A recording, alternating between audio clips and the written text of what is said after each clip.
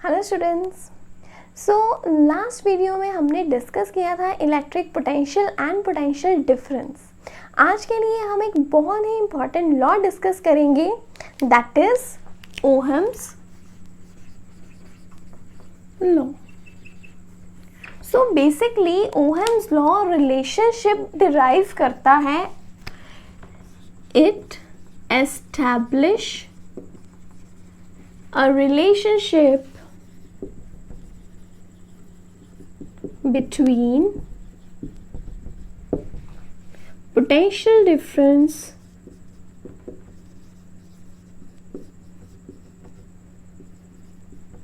and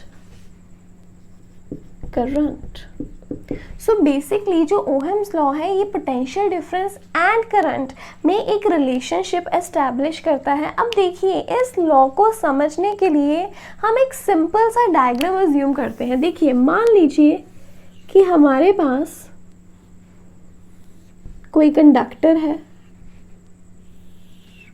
और इस conductor के थ्रू पोटेंशियल डिफरेंस अप्लाइड है। कह लीजिए जो पोटेंशियल डिफरेंस है इस कंडक्टर के थ्रू वो है V is the potential difference. अब देखिए, बैटरी यहाँ इंसर्ट की गई है, बैटरी का पॉजिटिव टर्मिनल है एंड नेगेटिव टर्मिनल है, तो इस हिसाब से करंट जो है वो फ्लो करेगा from positive terminal to the negative terminal, और जो करंट है उसे हम यहाँ अज्यूम करते हैं I। तो अब इस टाइम पे ये लॉ क्या कहता है, what is the statement of the law now. So ये लॉ कहता है the potential difference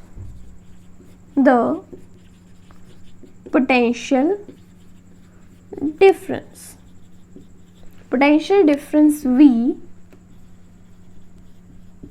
across the ends of a conductor is directly proportional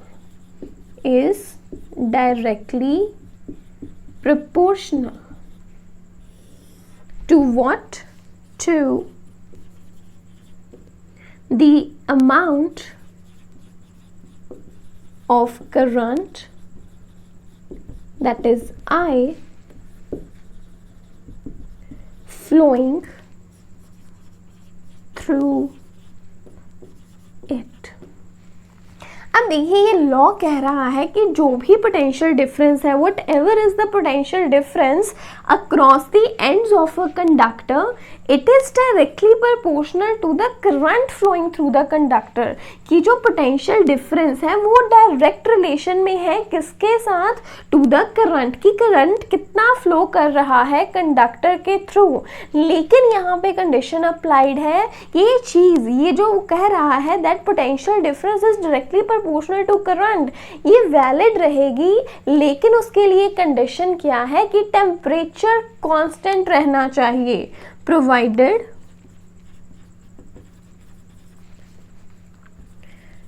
temperature remains constant, कि टेम्परेचर नहीं बदलना चाहिए, टेम्परेचर कांस्टेंट रहे। उस टाइम पे जो पोटेंशियल डिफरेंस है, पोटेंशियल डिफरेंस V, वो किसके डायरेक्टली प्रोपोर्शनल रहेगा? करंट के। V will be proportional to I। V क्या है? Potential difference. I क्या है? करंट। अब देखिए, जब हम प्रोपोर्शनैलिटी का साइन हटाकर यहाँ इक्वल लगाएंगे, प्रोपोर्शनैलिटी का साइन हटाकर जब हम इक्वल लगाते हैं, एक कांस्टेंट इंट्रोड्यूस होता है। यहाँ पे कांस्टेंट इंट्रोड्यूस होगा R, तो हमारा फॉर्मूला बन जाएगा V equals to I R। So R क्या है? R is a constant of proportionality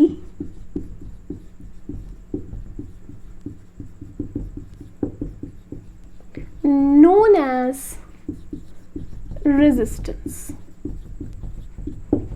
R एक कांस्टेंट ऑफ प्रोपोर्शनैलिटी है और इस कांस्टेंट का नाम क्या है? Resistance. Right.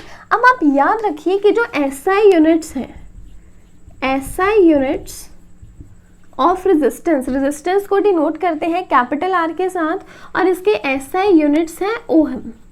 SI units are ohm, और ओहम के लिए सिंबल रहता है ये, this is a Greek letter omega, this is the symbol for ohm and it is a Greek letter omega, right? It is a symbol for ohm, ये चीज याद रखें। अब यहाँ पे देखिए हमें फॉर्मूला पता है that V equals to IR, V equals to IR, यहाँ से हम R की वैल्यू निकाल सकते हैं। We can say R is equals to V upon I, हम क्या कह सकते हैं, R is equals to V upon I। अब R क्या है यहाँ पे, रेजिस्टेंस, और रेजिस्टेंस के यूनिट्स हैं ohm. Then we have V is the potential difference, potential difference के यूनिट्स रहते हैं volt. It is divided with current, current के यूनिट्स हैं हमारे पास एम्पियर। तो हम क्या कह सकते हैं कि जो ओहम है, ohm is equivalent two volt पर एम्पियर। अब आप बताइए क्या हम यहाँ ओहम की डेफिनेशन लिख सकते हैं? अब देखिए हमारे लास्ट वीडियो लेक्चर्स में हम प्रैक्टिस कर चुके हैं कि हम यूनिट्स की डेफिनेशन को किस तरह से लिखते हैं। हमने सबसे पहले डेफिनेशन बनाई थी एम्पियर की, फिर हमने डेफिनेशन बनाई है वोल्ट की, राइट। अब इसी तरह से डेफिनेशन बनेगी ओहम की, राइट। तो क्या रहेगा, अब हमें डिफाइन करना हो ohm, we need to define ohm, और what else we can say define ohm, और हो सकता है डिफाइन 1 ओहम।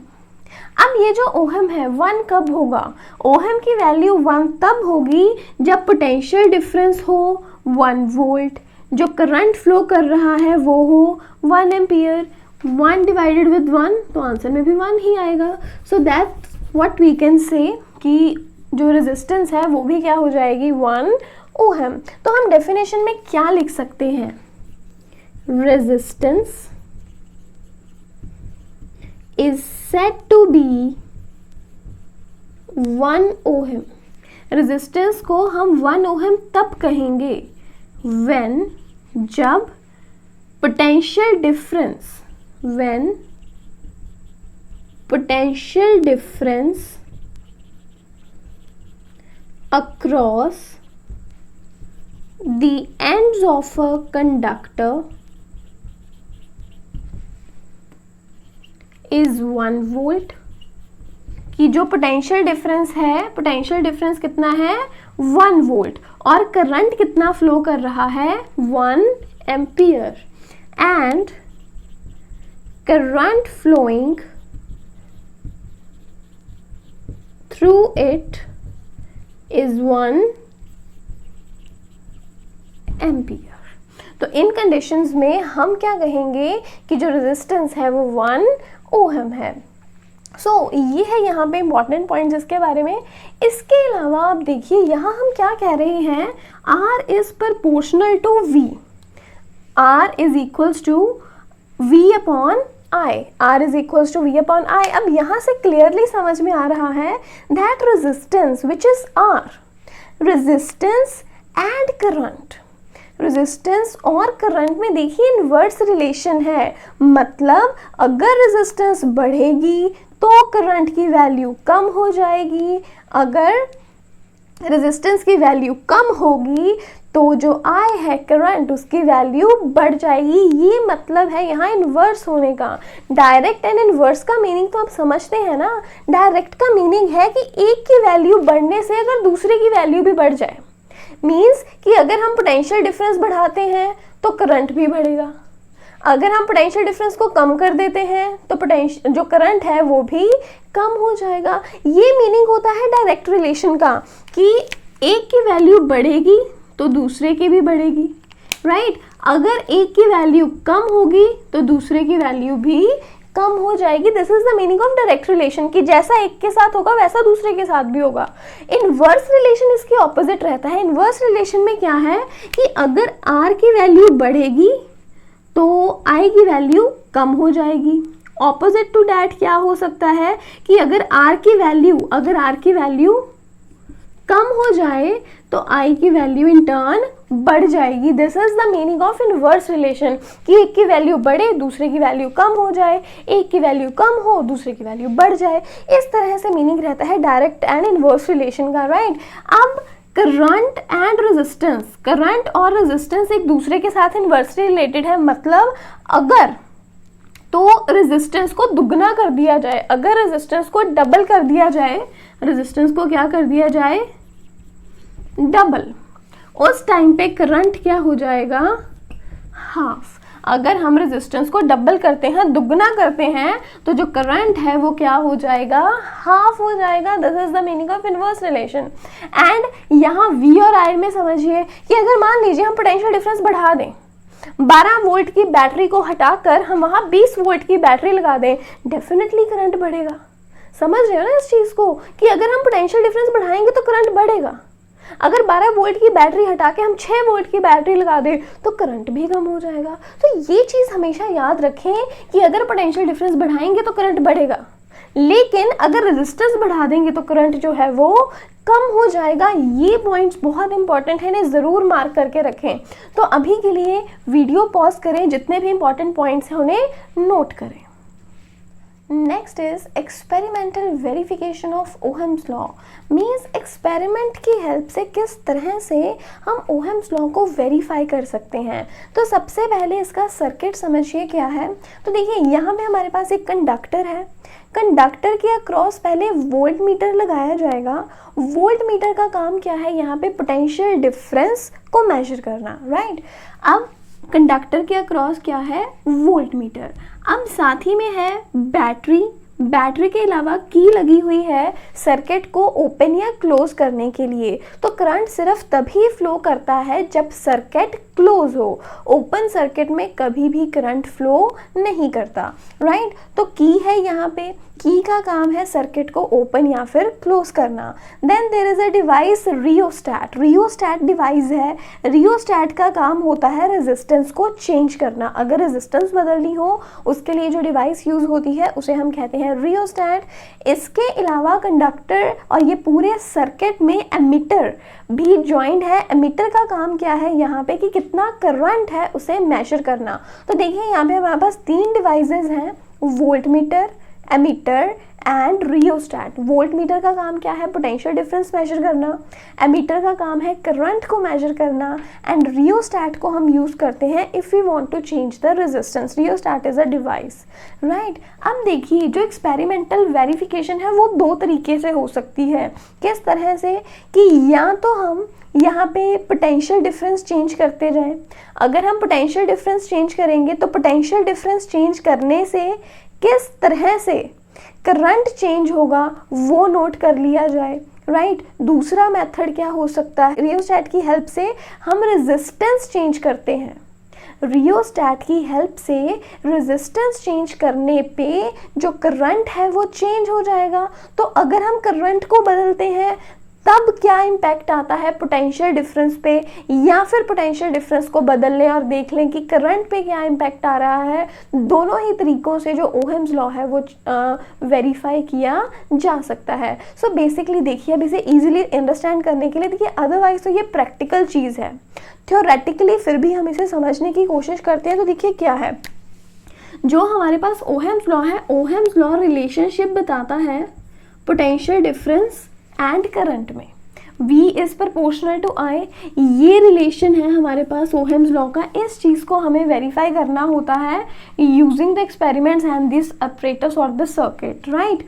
अब देखिए V is proportional to I। दूसरा हमें पता है कि V इक्वल्स टू IR है and R is equals to V upon I, कि जो R है ये इन्वर्सली प्रोपोर्शनल है करंट के, लेकिन V is directly proportional to current. तो क्या रहता है, अब हम पोटेंशियल डिफरेंस अगर बदलेंगे, पोटेंशियल डिफरेंस बदलने का मतलब है कि पूरा एक्सपेरिमेंट हम परफॉर्म करा सकते हैं। पहले एक सेल लीजिए, पूरे ही देखिए जो पूरा सर्किट है, सर्किट में सिर्फ एक सेल को कनेक्ट करिए, एक सेल को कनेक्ट करो और तब देखो एमीटर क्या रीडिंग दे रहा है।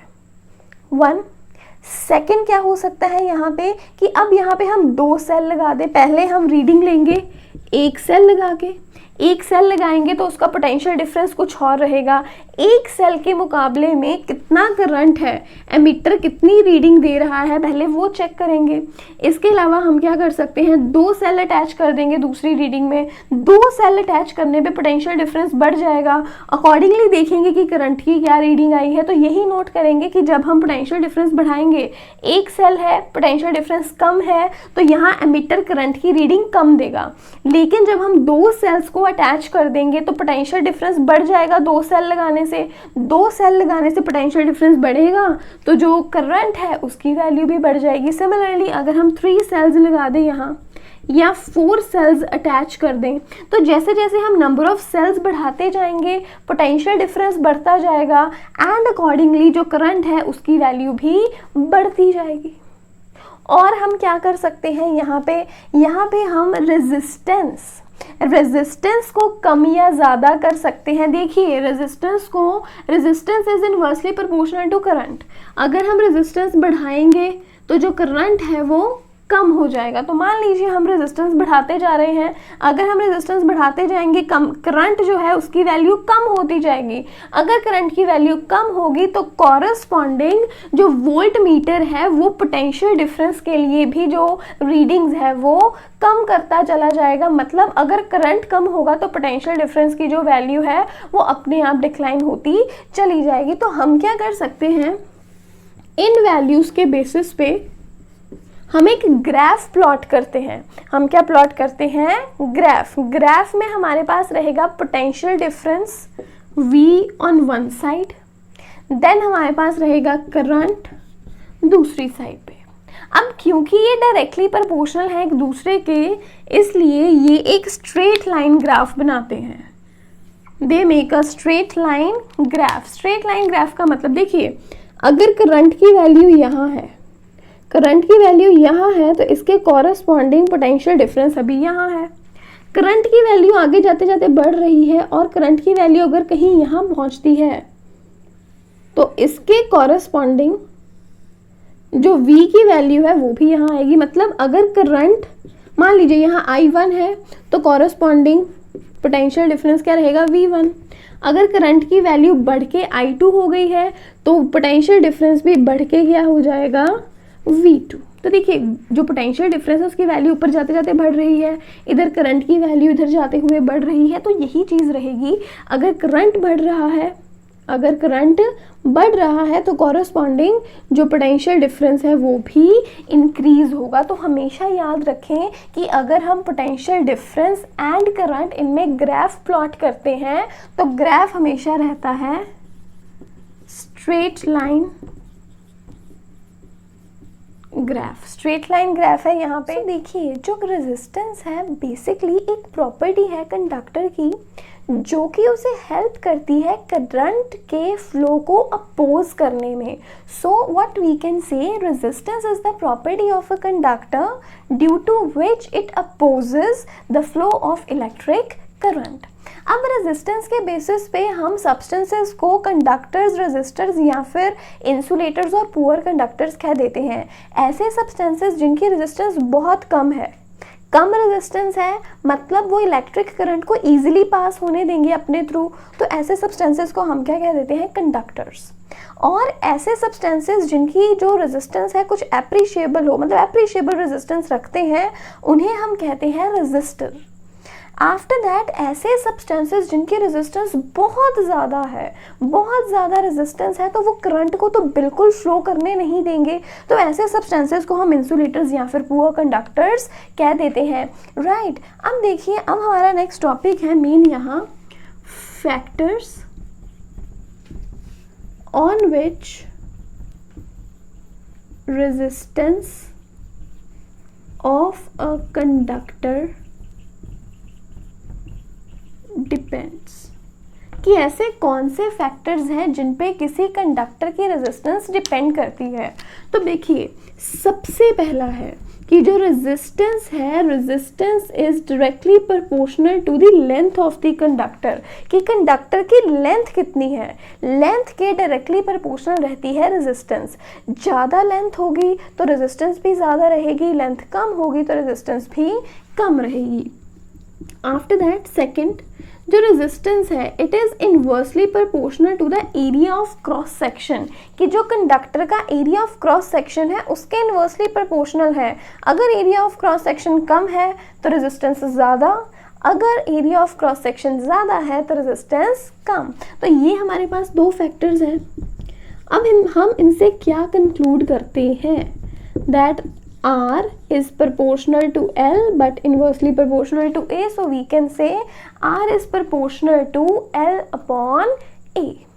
Again, जब हम proportionality का साइन हटाकर equal लगाएंगे तो एक constant of proportionality यहाँ इंट्रोड्यूस होगा जिसे हम यहाँ कहेंगे rho। ये हमारे पास बन गया एक new formula that R is equals to rho L upon A. This is rho, right? अब rho is a constant of proportionality known as resistivity. R resistance है, रो रेजिस्टिविटी है, इट इज़ रेजिस्टिविटी। अब देखते हैं इसके यूनिट्स क्या रहेंगे। यहाँ से हम रो की वैल्यू फाइंड कर लेते हैं। Rho will be equals to R A upon L. अब आर क्या है, रेजिस्टेंस, इसके यूनिट्स रहते हैं ओहम। ए यहाँ पे एरिया ऑफ क्रॉस सेक्शन है, A is the area of cross section, so it will be metre square divided with length, length भी मीटर्स में रहेगी, तो इसके यूनिट्स क्या बन जाएंगे, ohm metre. So units of rho are ohm metre, right. Ohm metres हैं इसके यूनिट्स, ये चीज़ याद रखें अभी यहाँ पर। After that how can we define resistivity, वही सेम मेथड हम यहाँ भी यूज़ करेंगे। देखिए rho is equals to R A upon L. अब देखिए जो रेजिस्टिविटी है यहाँ पे रो क्या रहेगा, मान लीजिए अगर हमारे पास जो एरिया है वो 1 मीटर स्क्वायर हो एंड जो लेंथ है, लेंथ हमारे पास 1 मीटर हो, right. Area is 1 metre square and length is 1 metre. तो इस टाइम पे जब इनकी वैल्यूज 1 हो जाएंगी तो रो किसके इक्वल हो जाएगा, आर के। Resistivity will be equals to R. तो हम क्या कह सकते हैं, रेजिस्टिविटी क्या है, resistivity is defined as, resistivity किसके इक्वल आ गई, आर के। R is resistance, resistivity is defined as the resistance offered, कि कितनी रेजिस्टेंस ऑफर होगी। रेजिस्टेंस ऑफर्ड कब, व्हेन एरिया, ए क्या है area, when area of cross section is 1, when area of cross section is 1 meter square and length of the conductor, और conductor की length कितनी है 1 मीटर।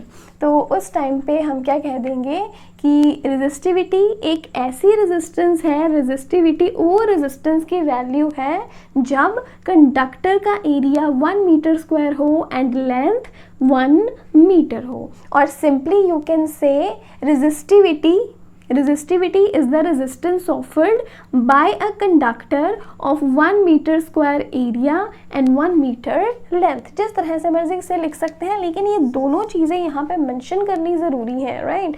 तो ये है हमारे पास रेजिस्टिविटी। ये रेजिस्टिविटी क्या रहती है, यहाँ पे रेजिस्टिविटी के यूनिट्स एंड रेजिस्टिविटी की डेफिनेशन दोनों ही बहुत इंपॉर्टेंट है। आफ्टर दैट फैक्टर्स जिन पे रेजिस्टेंस डिपेंड करती है, इन पे क्वेश्चंस बहुत ही मतलब कि इजी रहते हैं, इन पे न्यूमेरिकल्स आते हैं, राइट, इन पे क्वेश्चंस बनते हैं।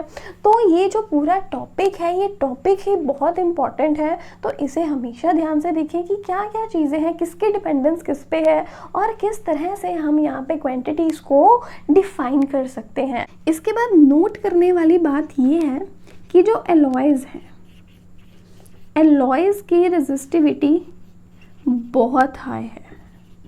एलॉयज़ की रेजिस्टिविटी जनरली बहुत ज़्यादा हाई रहती है, मेटल से भी ज़्यादा हाई रहती है।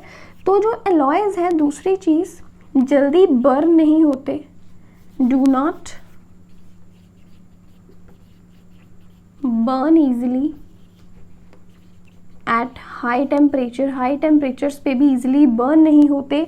इस कारण से जो हीटिंग अप्लायंसेस हैं उनमें एलॉयज़ को यूज़ किया जाता है, therefore they are used in heating appliances. जैसे हीटिंग आयरन वगैरह है, इस तरह के जो अप्लायंसेस हैं, हीटिंग अप्लायंसेस, उनमें एलॉयज़ को ही आमतौर पे यूज़ करते हैं क्योंकि इनकी रेजिस्टिविटी बहुत ज़्यादा है।